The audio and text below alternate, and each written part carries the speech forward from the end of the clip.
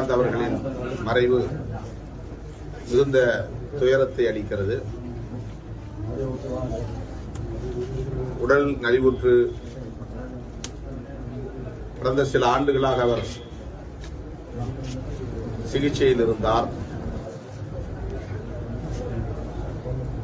உடல்நலம் தேறி மீண்டும் தீவிரமான அரசியலில் ஈடுபடுவார் என்கிற எதிர்பார்ப்பு இருந்தது. அவருடைய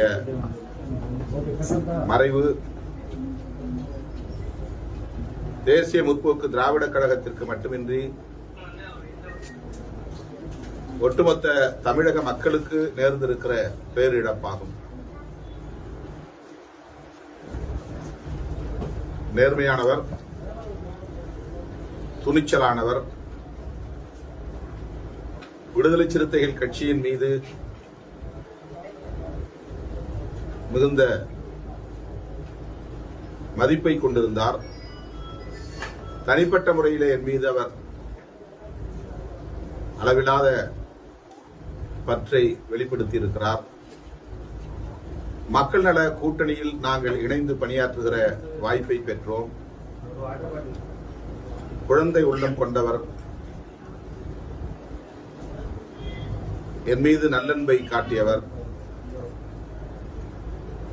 அவருடைய இழப்பு தனிப்பட்ட முறையிலே எனக்கு பெரிய பாதிப்பை ஏற்படுத்தியிருக்கிறது. அவருக்கு எமது விடுதலை சிறுத்தைகள் கட்சியின் சார்பில் இன்று மாலை வீரவணக்கம் செலுத்த இருக்கிறோம். வெள்ளத்தால் பாதிக்கப்பட்ட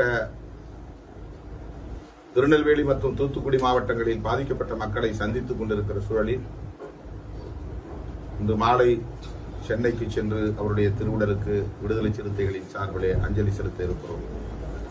அவரை இழந்து வாடுகிற தேசிய முற்போக்கு திராவிட கழகத்தின் தொண்டர்களுக்கும் அவருடைய குடும்பத்தாருக்கும் எமது ஆழ்ந்த இரங்கலை தெரிவித்துக் கொள்கிறோம். கட்சியை தொடங்கிய சில ஆண்டுகளிலேயே எதிர்க்கட்சி தலைவராக உயர்ந்தார். உடல்நலம் சீராக இருந்திருந்தால் அவர் இன்னும் தீவிரமான அரசியலில் ஈடுபட்டிருக்கக்கூடும்.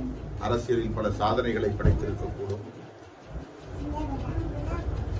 உடல்நலம் பாதிக்கப்பட்டதனால் அந்த அளப்பரிய வாய்ப்புகளை அவர் இழக்க நேர்ந்திருக்கிறது என்பது மறுக்க முடியாத உண்மை.